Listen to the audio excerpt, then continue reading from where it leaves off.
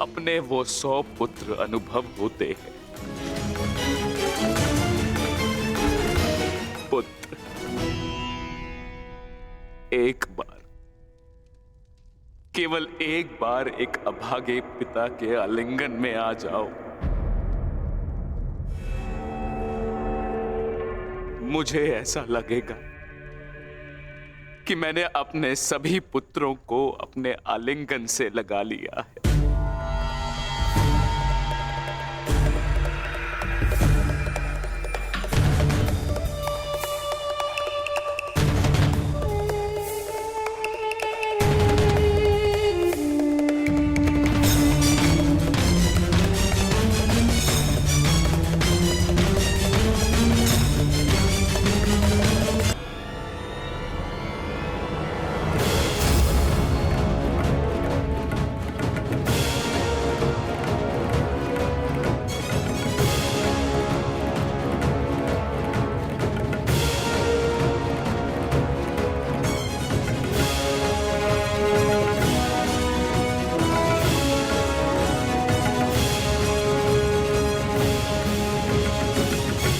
तुम्हारे अंदर 100 हाथियों का बल है ना भीम,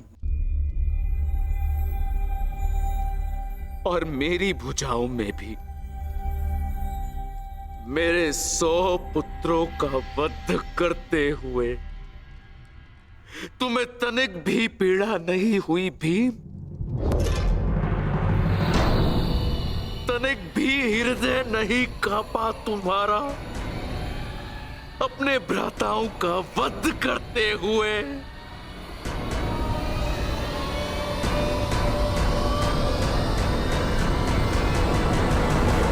दुर्योधन, ये तुम्हारे लिए है पुत्र।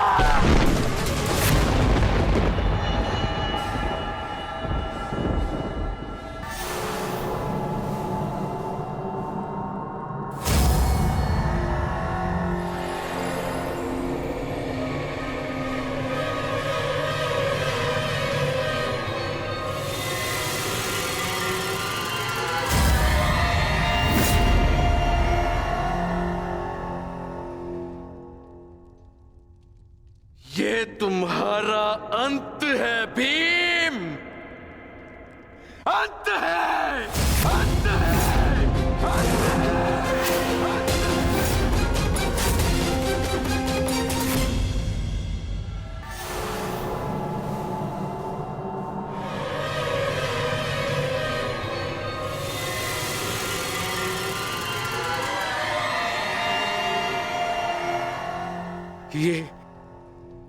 ये मैंने क्या कर दिया? मैं भी पुत्र हंता हो गया। ये मैंने क्या कर दिया देव? भ्राता पांडु, मुझे क्षमा कर देना भ्राता पांडु।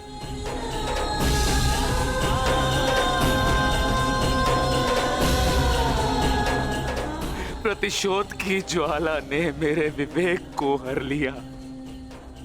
क्षमा कर मुझे।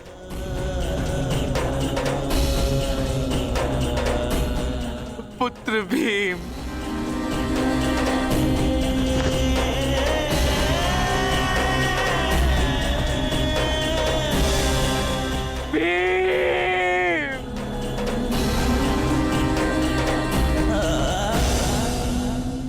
आपने उचित कहा महाराज। जब मनुष्य का विवेक हर जाता है तो उसके पांव स्वतः ही पाप की ओर बढ़ जाते हैं। किंतु अभी समय नहीं आया है महाराज कि आप अपने भाई से क्षमा मांगे। आपके पुत्र विकोदर भीम अब भी जीवित हैं।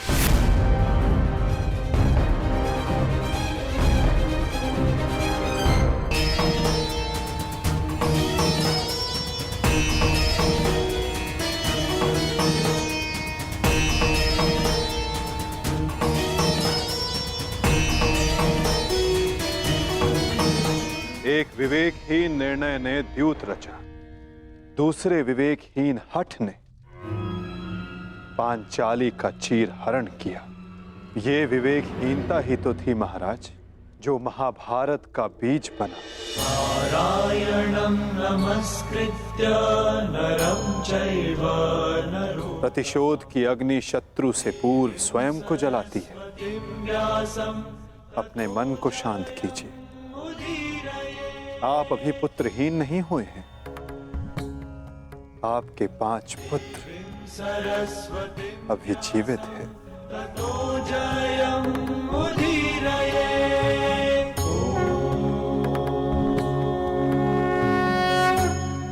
अपने मन की अग्नि को शांत कीजिए। किंतु मेरे मन की अग्नि शांत नहीं होगी वासुदेव।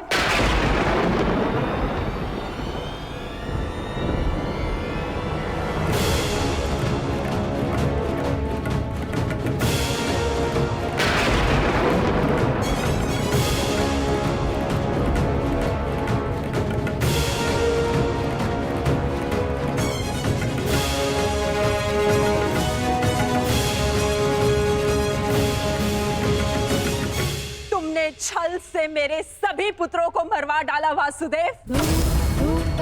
मैंने प्रयास किया कि मेरा एक पुत्र शेष रह जाए, परंतु उस प्रयास को भी तुम्हारे छल ने भंग कर दिया।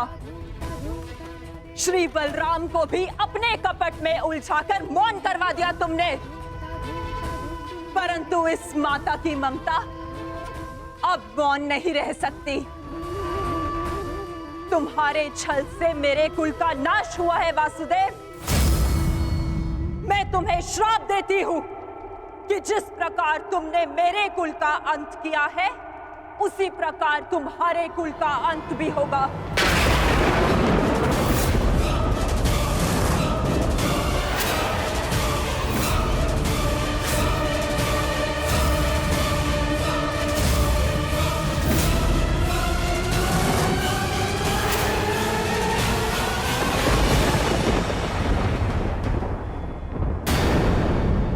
कि जिस प्रकार तुमने मेरे कुल का अंत किया है, उसी प्रकार तुम्हारे कुल का अंत भी होगा।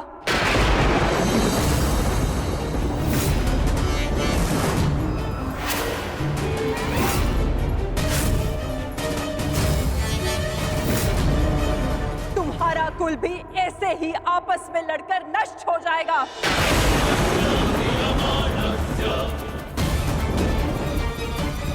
मैं भाग्यशाली हूँ कि मेरे नेत्रों पर पट्टी बंधी है और मैं ये सब नहीं देख पाई, परंतु तुम ये महाविनाश अवश्य देखोगे। तुम स्वयं अपने कुल के महाविनाश का प्रारंभ करोगे वासुदेव।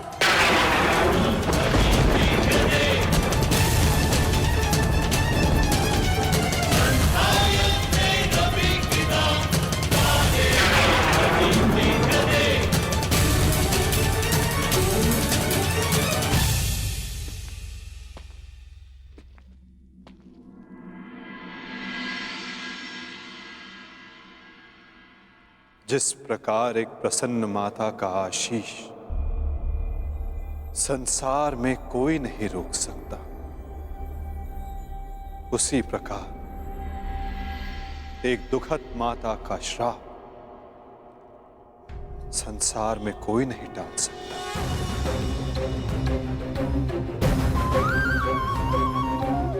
मुझे आपका श्राप स्वीकार है माते।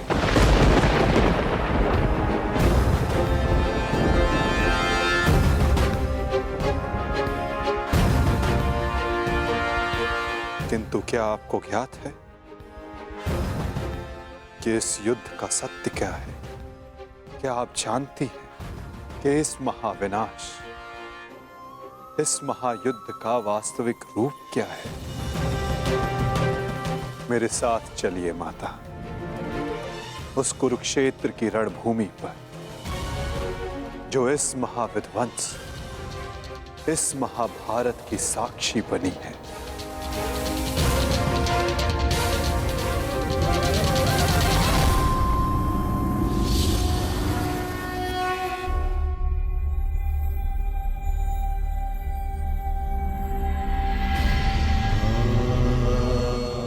ये दुर्गंध कैसी वासुदेव? ये दुर्गंध उन वीरों के शवों की है जिन्होंने इस महायुद्ध में अपना बलिदान दिया है माता, परंतु जिन्हें अंतिम संस्कार का अवसर भी ना मिला। ये दुर्गंध यहाँ हुए भीषण संहार के एक एक क्षण का अनुभव करा रही है मुझे। तुमने छल से मेरे एक एक पुत्र का वध कराया है वासुदेव। अपने दिए गए श्राप पे मुझे कतई भी पश्चाताप नहीं है। इस युद्ध से किसी को कुछ प्राप्त नहीं हुआ। ये युद्ध सबके लिए दुर्भाग्य ही साबित हुआ है और तुम्हारे लिए भी ये दुर्भाग्य ही साबित होगा।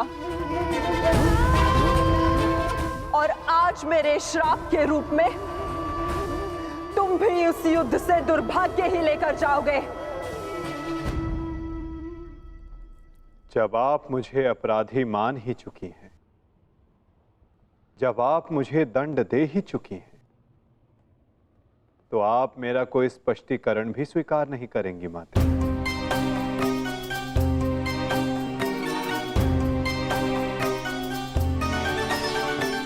परंतु सत्य का भान आपके लिए आवश्यक है माता।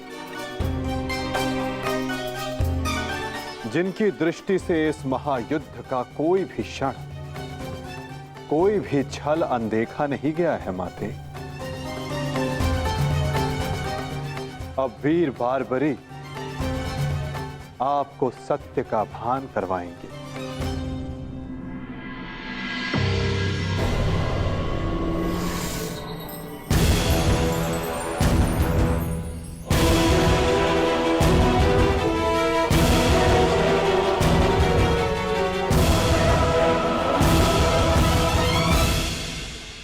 अब आपके समक्ष वीर बारबरीक है गांधार पुत्री, जो आपके पौत्र भी हैं, जो इस युद्ध के एकमात्र दर्शक हैं।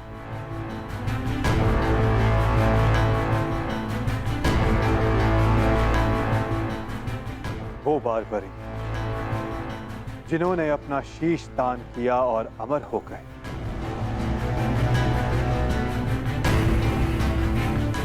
अब वही आपको सत्य का ज्ञान करवाएंगे।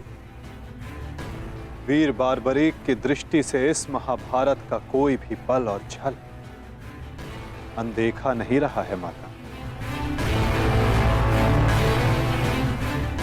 अब बारबरीक आपको सत्य बताएंगे। पुत्र बर्बरिक, तुम स्वयं बताओ, क्या वासुदेव ने छल से मेरे पुत्रों का वध नहीं करवाया है? यदि तुमने इस युद्ध का एक एक क्षण निष्पक्ष होकर देखा है, तो बताओ, कौरव वंश के वट वृक्ष महामहिम भीष्म, जिन्हें इच्छा मृत्यु का वरदान था, क्या वासुदेव ने उन्हें अपने छल से धराशाही नहीं करवाया है? क्या वासुदेव ने द्रोण पुत्र अश्वत्थामा की मृत्यु का छल रचकर आचार्य द्रोण का वध नहीं करवाया है? क्या मेरे पुत्र दुर्योधन की रक्षा कर रहे उसके मित्र कर्ण को छल से नहीं मरवाया है वासुदेव ने? पुत्र दुर्योधन पर युद्ध के नियमों के विरुद्ध जाकर प्रहार किया गया, क्या वो वासुदेव का छल नहीं था? मेरे समस्त 100 पुत्रों के वध का कारण केवल वासुदेव है। क्या ये भी सत्य नहीं है बारबरिक?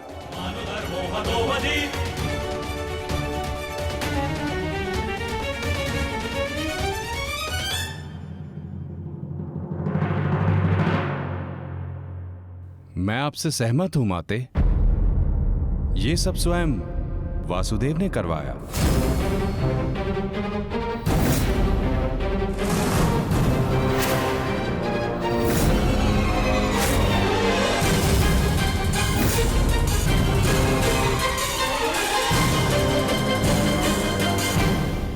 परंतु माते, आप किन 100 पुत्रों की बात कर रही हैं? कौन भीष्म, कौन कर्ण, कौन द्रोण और कौन अभिमन्यु? सत्य तो यह है माते कि कुरुक्षेत्र में कोई था तो केवल एक पुरुष, वासुदेव कृष्ण। ना कोई भीष्म, ना कोई द्रोण और ना ही अंगराज कर्ण। जिस पर प्रहार हुए वो वासुदेव ही थे, और जिसने प्रहार किए वो भी वासुदेव ही थे। उनके अतिरिक्त कुरुक्षेत्र में कोई और उपस्थित नहीं था माते। ये तुम क्या कह रहे हो बर्बरिक? इसका क्या अर्थ है? इसका अर्थ शब्दों से नहीं, दृश्यों से समझ आएगा राजमाता।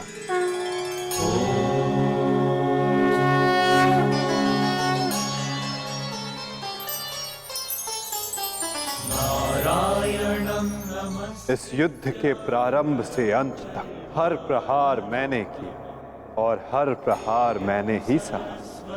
व्यासं ततो जयम् उदीरये देवीं सरस्वती। धर्म स्थापना के लिए धनुष, गदा, खड्ग ये सब मैंने ही उठाए, और इन सारे अस्त्रों का हर एक प्रहार मैंने ही सहा।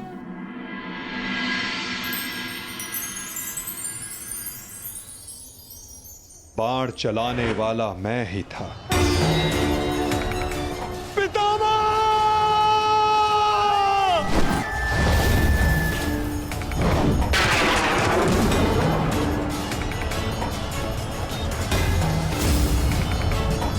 और उस बाण को अपने शरीर पर लेने वाला भी मैं ही था।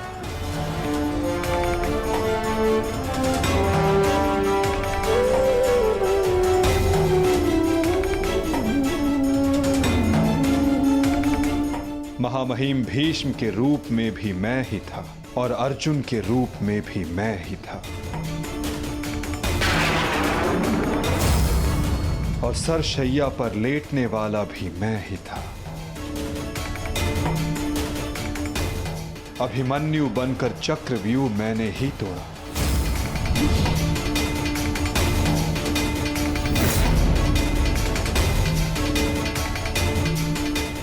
वापस आओ अभिमन्यु, लौट आओ, व्यूह में प्रवेश मत करो। विश्वास कीजिए दात्री, मैं इस चक्रव्यूह को तोड़ सकता हूं, और यदि मेरा सर कट भी जाए तब भी आपका सर गर्व से उठा रहेगा।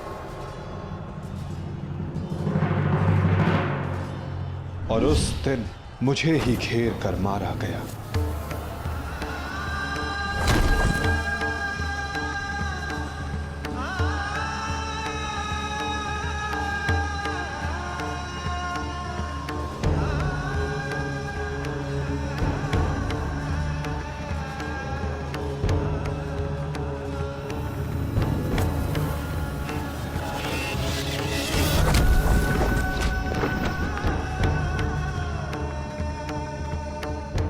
वो मैं ही था जिसने द्रोणाचार्य से कहा कि अश्वत्थामा मारा गया। आपने बिल्कुल सही सुना आचार्य द्रोण। अश्वत्थामा मारा गया। द्रोणाचार्य के रूप में अस्त्र त्यागने वाला भी मैं ही था।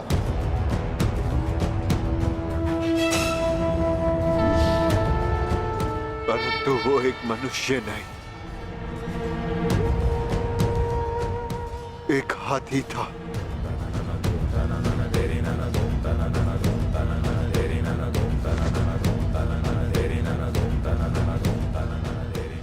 अश्वत्थामा! और धृष्टद्युम्न बनकर मैंने ही स्वयं पर प्रहार किया।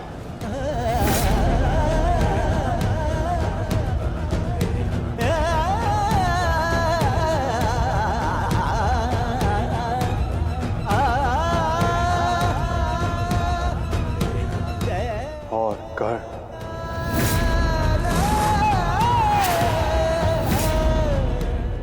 के रूप में मैंने ही अपना कवच अपने शरीर से अलग किया।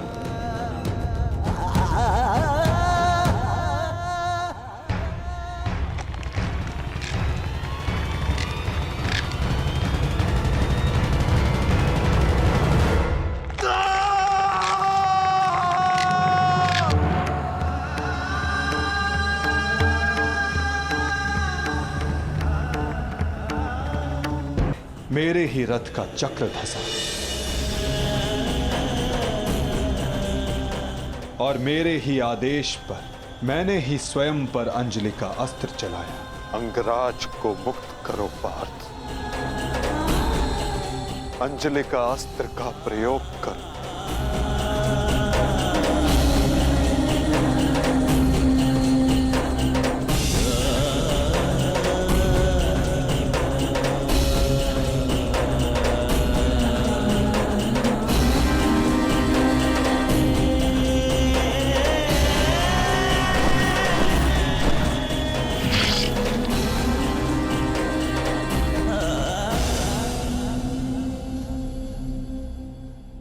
दुर्योधन के रूप में मेरी ही जंघा पर प्रहार करके मेरा ही अंत किया गया।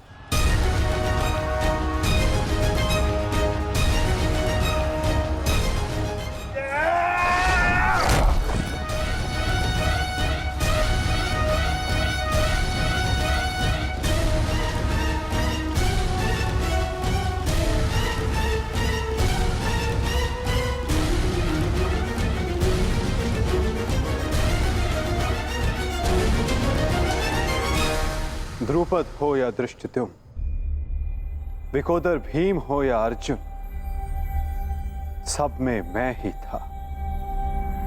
मैं ही विजयी हुआ और मैं ही पराजित हुआ।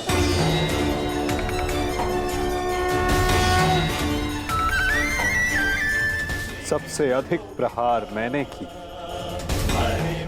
सबसे अधिक घाव मैंने ही खाया।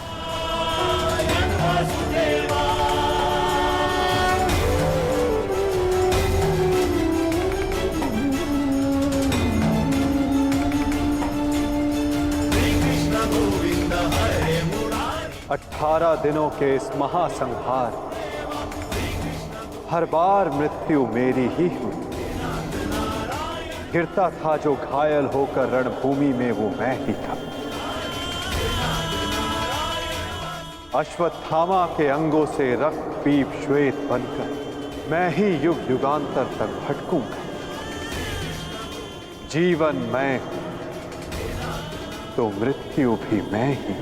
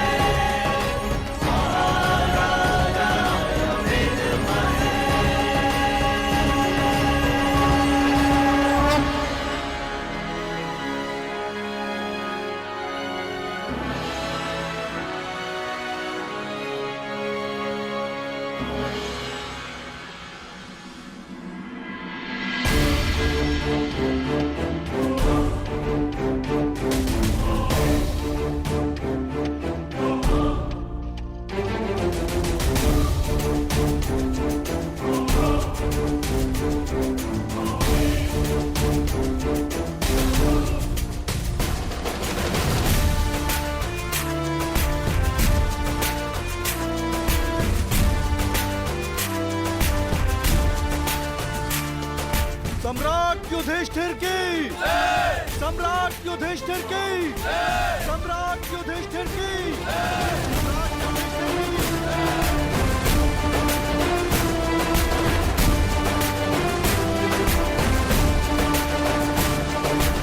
धर्मराज,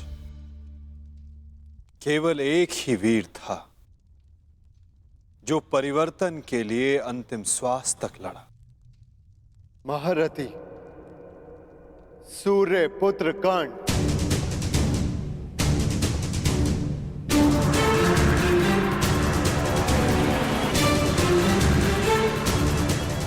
सदैव अपने ज्येष्ठ के परिवर्तन के स्वप्न का आदर और सम्मान करना धर्मराज।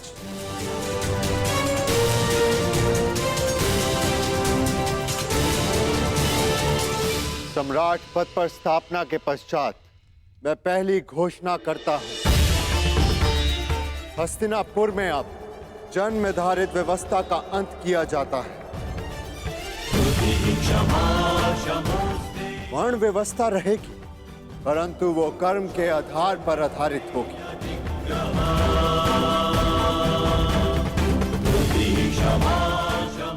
सूत हो या शूद्र हो, सबको शिक्षा का समान अधिकार दिया जाएगा और योग्यता के आधार पर काम, सम्मान और समानता का अधिकार सबको दिया जाएगा। यही धर्म स्थापना की नींव है और यही परिवर्तन का प्रारंभ है।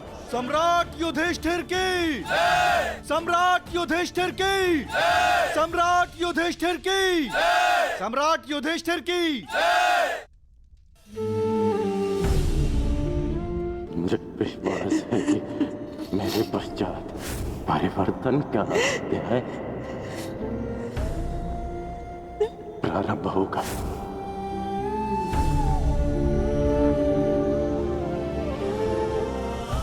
देख रहे हो राधे,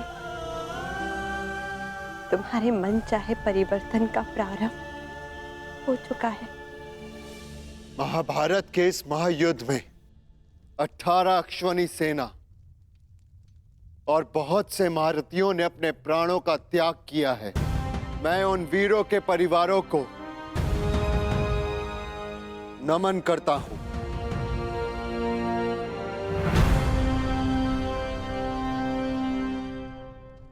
मैं सम्राट युधिष्ठिर ये आदेश देता हूं, युद्ध में सम्मिलित प्रत्येक सैनिक के परिवार को आर्थिक सहायता दी जाएगी।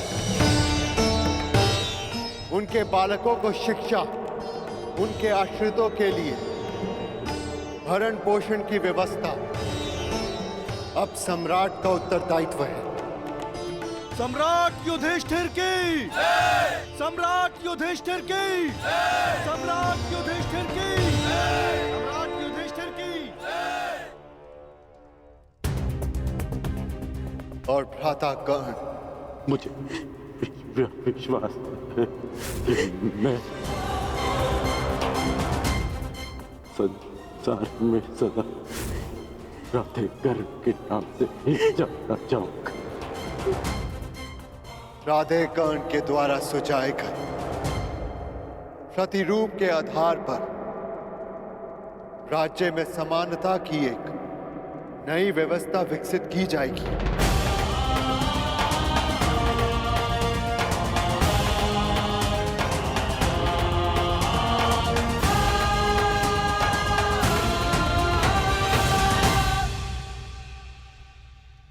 युधिष्ठिर और अन्य पांडवों ने अपने ज्येष्ठ कर्ण के दिखाए परिवर्तन के मार्ग पर चलते हुए एक धर्म राज्य का निर्माण किया। अर्जुन का लक्ष्य अब केवल एक महान व्यवस्था की स्थापना थी। 100 कौरवों का नाश कर देने वाले भीम ने भी अब निर्माण की भागदौड़ संभाल ली थी और नकुल सहदेव अपनी माता कुंती, गांधारी और बुजुर्ग हो चले धृतराष्ट्र की सेवा में लगे थे। हर ओर धर्म था, संपन्नता थी, आनंद था, परंतु अतीत से छूटा एक बाण परीक्षा बनकर भारत के भविष्य पर मंडरा रहा था।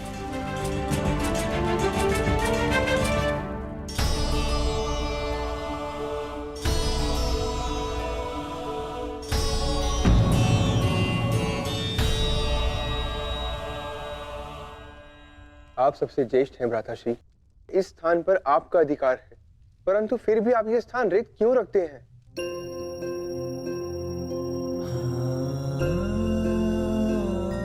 नहीं नकुल, ये स्थान मेरा नहीं है।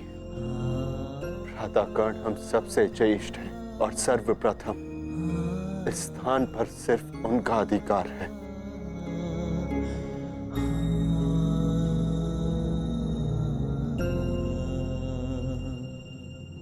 साम्राज्ञी, क्या हुआ दासी?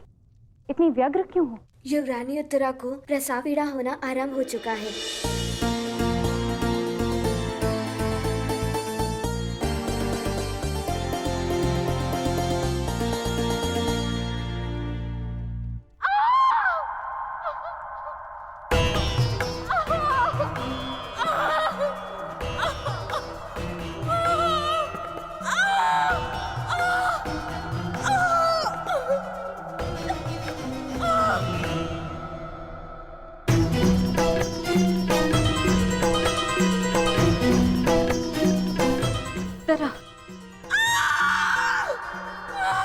ज्येष्ठ, माता कहाँ है? माते?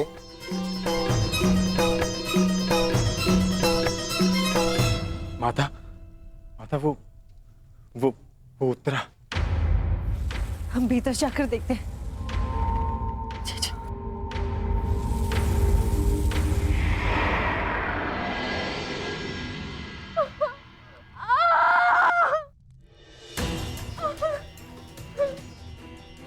पुत्री, साहस रखो। अब और पीड़ा सहन नहीं होती माता। साहस रखो पुत्र, हम सब हैं तुम्हारे साथ।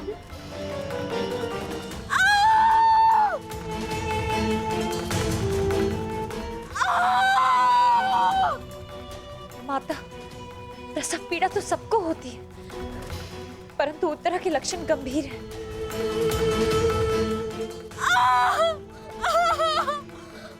माता, कहीं कोई अनहोनी ना हो जाए।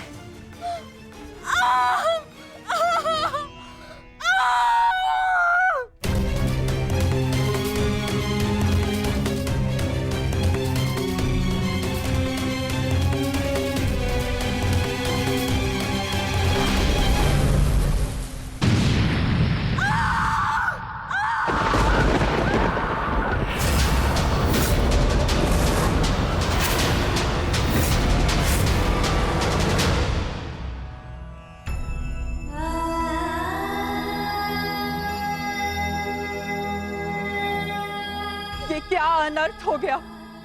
अब हम क्या उत्तर देंगे उत्तरा को? उत्तरा,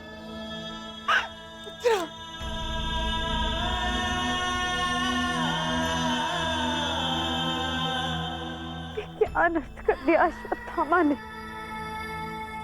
एक ब्राह्मण होने के पश्चात प्रतिशोध की अग्नि में वो कितना अंधा हो गया। एक शिशु पर ब्रह्मास्त्र चलाने से पूर्व उसे तनिक भी दया नहीं आई।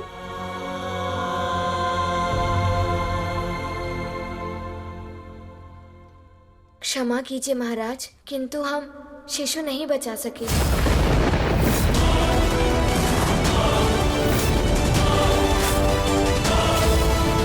ये क्या अनर्थ हो गया? ये सब मेरे कर्मों का फल है। हे नारायण, उस बालक की सहायता करिए। इसमें उस बालक का कोई दोष नहीं है।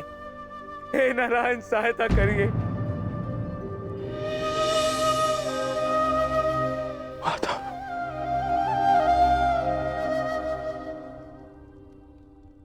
माता, कुछ कीजिए माता, कुछ कीजिए।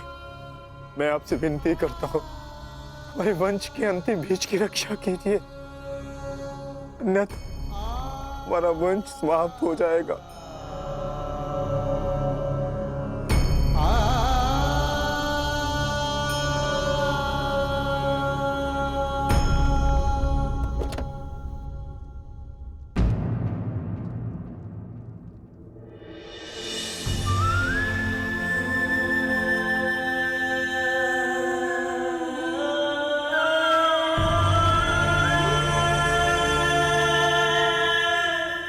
ब्रह्मास्त्र विफल नहीं जा सकता याज्ञसेनी। ब्रह्मास्त्र का संधान हुआ है तो उसका परिणाम निकलना भी निश्चित है।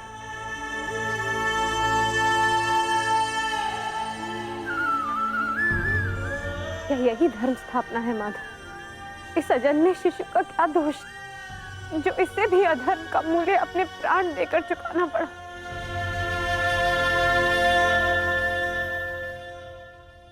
एक पापी के पाप का फल निरीह उत्तरा क्यों भुगतेगी?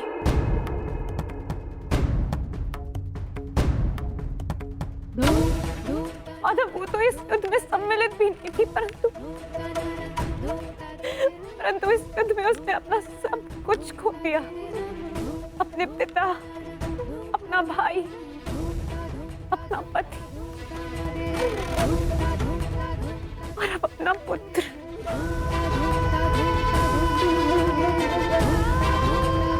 ये कैसी धर्म स्थापना है माधव?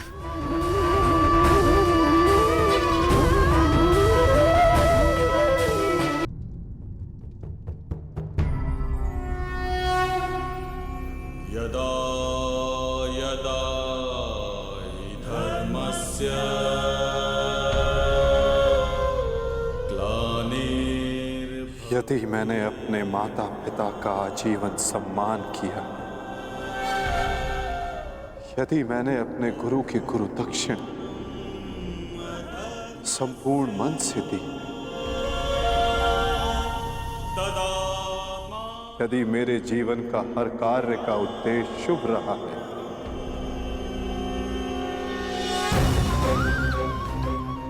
यदि मैंने धर्म स्थापना के लिए संपूर्ण प्रयास किया है,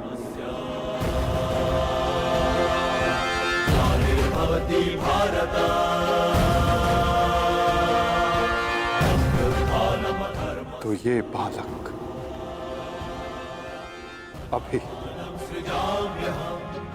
और इसी क्षण श्वास ले।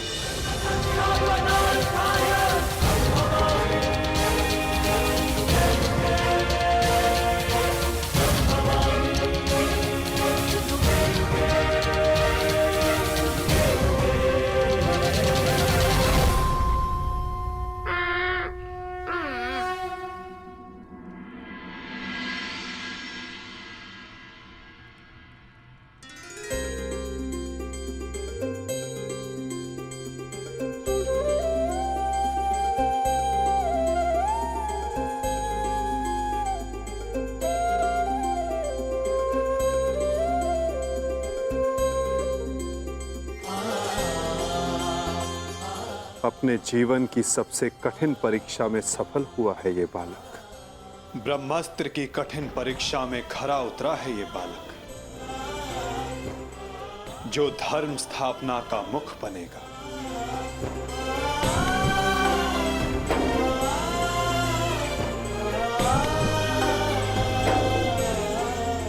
परीक्षित।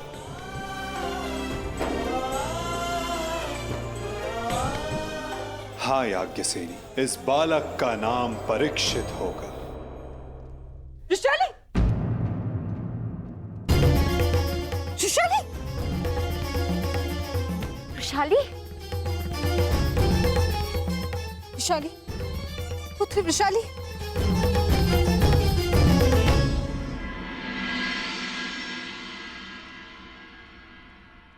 बधाई हो सम्राट। देवी वृषाली माता बनने वाली हैं।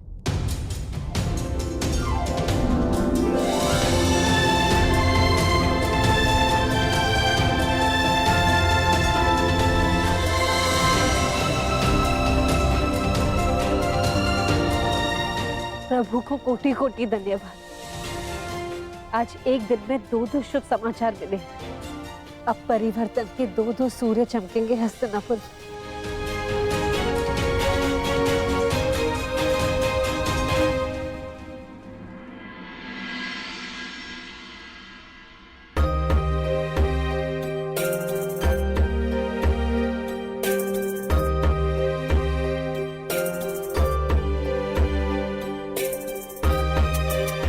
परिवर्तन का नया युग प्रारंभ हुआ है वृषाली।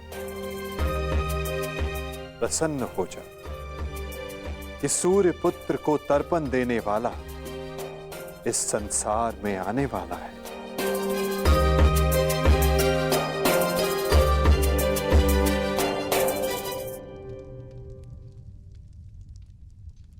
अब आप सब मुझे आज्ञा दीजिए। नहीं माधव, इतनी शीघ्रता की क्या बात है?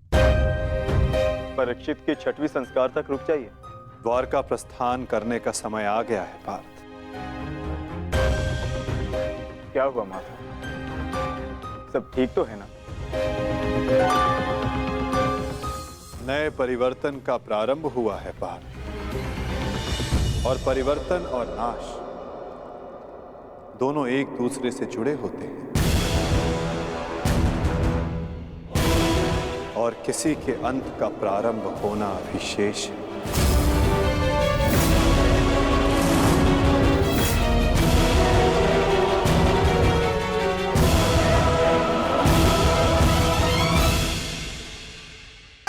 बचाओ बचाओ, बचाओ, बचाओ।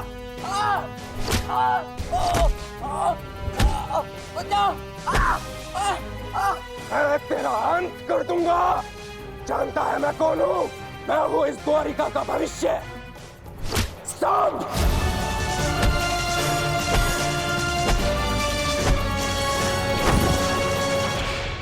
ये क्या दशा बना रखी है सांब? दिन प्रतिदिन तुम्हारा व्यवहार अशुभनीय होता जा रहा है। संभालो स्वयं को। ताऊ श्री, मुझे समझाने से पूर्व अपने छलिया भ्राता को समझाइए, जिसने बिना अस्त्र शस्त्र उठाए मेरे ससुर के कुल का नाश कर दिया। क्या वो शोभनीय था? अपने पिता के लिए ऐसा भाव पाप है।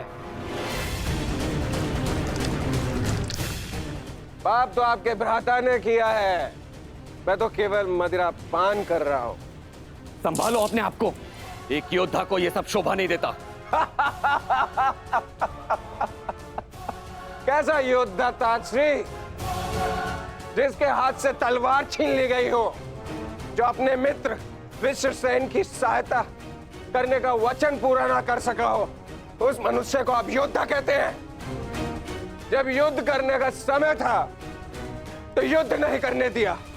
अब इस अपमान को गले से निकलने के लिए इस मदिरा के अतिरिक्त मेरे पास और कोई सहारा नहीं है। मुझे विश्वास नहीं होता कि तुम कृष्ण पुत्र हो। नहीं हूं मैं, नहीं उस छलिया का पुत्र। वो केवल मेरे लिए एक छलिया है, केवल एक छलिया। सांब!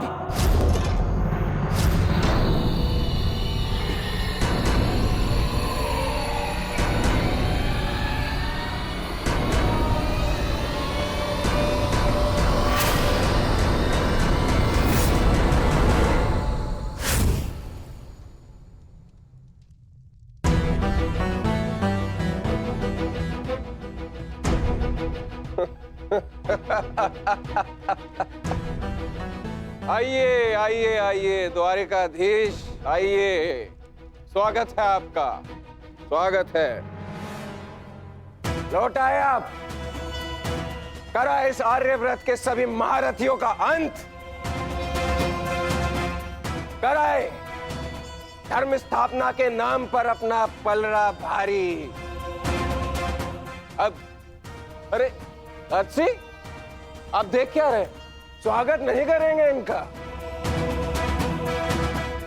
इतना महान कार्य पूर्ण करने के पश्चात आज लौटे हैं। आज तो राजभवन में उत्सव होना चाहिए। पांचाल, काशी, मगध, छेदी, सभी महाजनपदों के महान शासकों का अंत करवा डाला, सिर्फ धर्म स्थापना के नाम पर। अब क्या बचा पूरे भारतवर्ष में? पूरे भारतवर्ष में सिर्फ दो महान राज्य।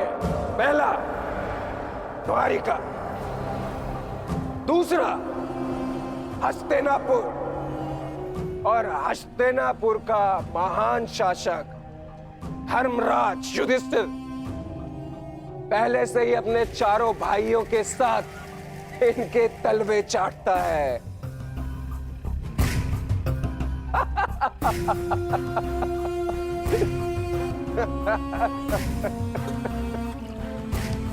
बधाई हो, बधाई हो वासुदेव, बधाई हो। आप अपने उद्देश्य में सफल हुए, जीत गया द्वारिका महाभारत। परंतु आपने भी मूल्य कुछ कम नहीं चुकाया।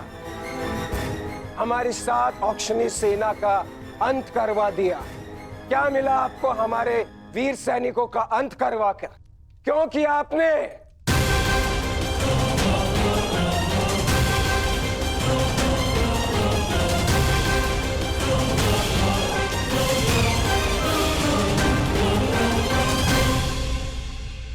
उन सैनिकों ने केवल अपने कर्तव्य का पालन किया था सांब। युद्ध लड़ा, अनेकों को मारा और स्वयं वीर गति को प्राप्त हो गए। उन्होंने तो स्वर्ग की सीढ़ियां पाली सांब, परंतु तुमने अपने साथ क्या किया है पुत्र? तुमने तो स्वयं के जीवन को ही नर्क बना डाला है। तुमने वचन दिया था ना दुर्योधन और लक्ष्मण को कि महाभारत के युद्ध में तुम नारायणी सेना का नेतृत्व करोगे। तो क्यों नहीं बचाया अपनी सेना को? क्यों छोड़ आए अपने मित्र को अकेला युद्ध में? क्यों साथ नहीं दिया अपने मित्र का साथ, केवल अपने प्राण बचाने के लिए? यदि मैं अपने मित्र की सहायता नहीं कर सका तो केवल आपके कारण। आपने रोका था मुझे। मैंने तुम्हें रोका नहीं था साम, केवल विकल्प दिए थे। विकल्प?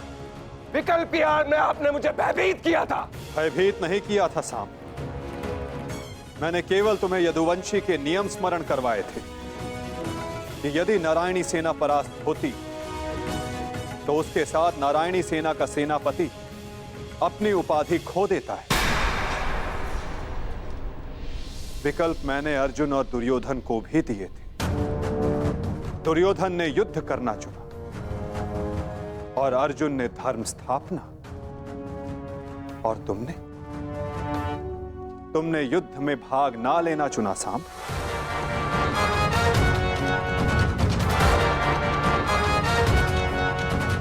कदाचित यदि तुमने अपने मित्र वीर वृषसेन को उस युद्ध में प्रदर्शन करते देखा होता, तब तुम्हें ज्ञात होता कि वीरता की वास्तविक परिभाषा क्या होती है साहब।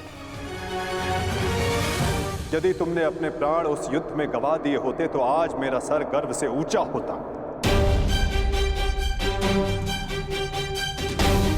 किंतु नहीं, तुम तो मदिरा के मद में स्वयं के जीवन को धीरे धीरे करके मार रहे हो। लज्जा आती है तुम पर साहब, लज्जा आती है।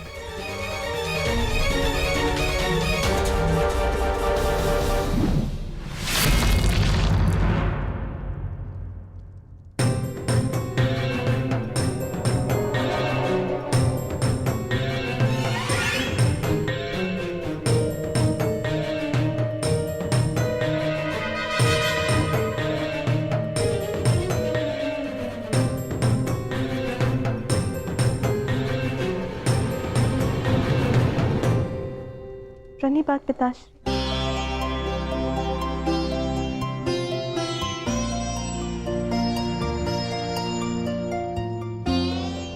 पिताश्री मैं क्षमा। लक्ष्मणा, इतनी लंबी यात्रा से आया हूं पुत्री, भोजन नहीं कराओगी? जी पिताश्री।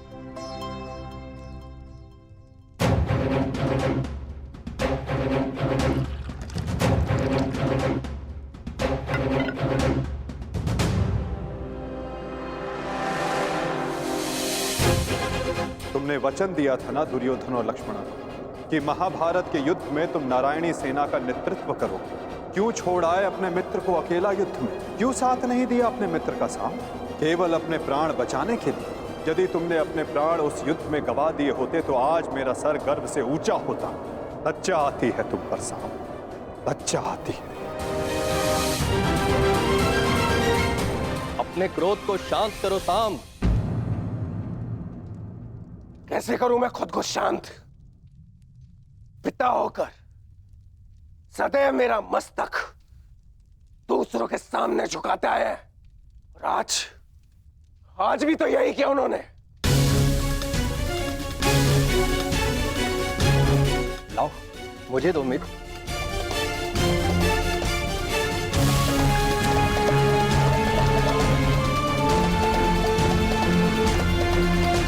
लो, पियो।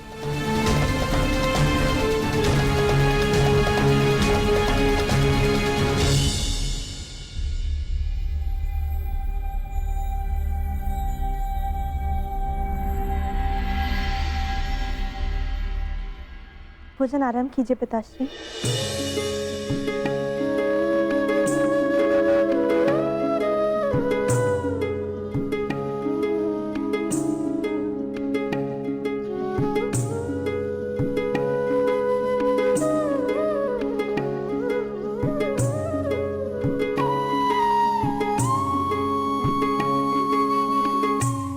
पिताश्री, क्या आप मुझे मेरे पिता के विषय में कुछ बता सकते हैं?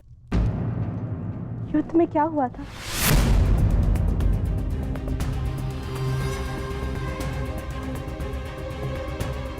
निसंदेह तुम्हारे पिता एक वीर और कुशल योद्धा थे पुत्री, और उन्होंने युद्ध में अलौकिक साहस दिखाया। निश्चित रूप से तुम्हारे पिता से बड़ा गदाधारी इस संसार में और कोई नहीं था पुत्री।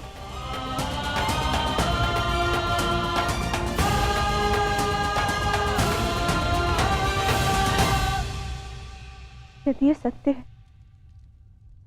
तो उन्हें ये संसार छोड़ के क्यों जाना पड़ा पिताश्री? हमारे कर्म और हमारे चयन हमारी नियति निर्धारित करते हैं। कुछ भावों और कुछ वस्तुओं में अधर्म का वास होता है।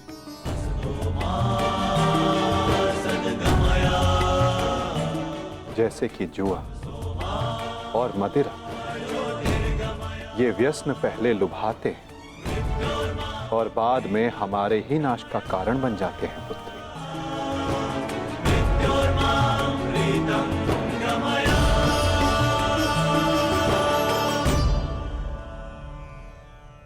लो मित्र, पियो।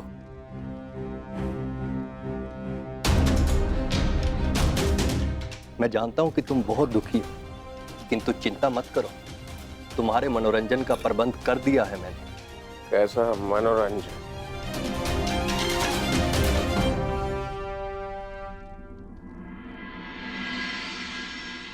लक्ष्मणा, सदैव स्मरण रखना पुत्री, जब जब मनुष्य पर मद और जुए का प्रभाव बढ़ेगा, तब तब वो अपने पग अपने पतन की ओर बढ़ाएगा।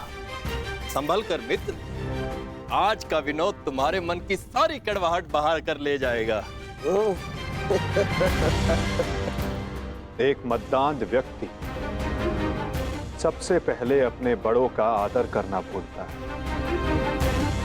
उनका अपमान करता है, उनका उपहास बनाता है, और उसके पश्चात वहीं से उसका अंत प्रारंभ हो जाता है।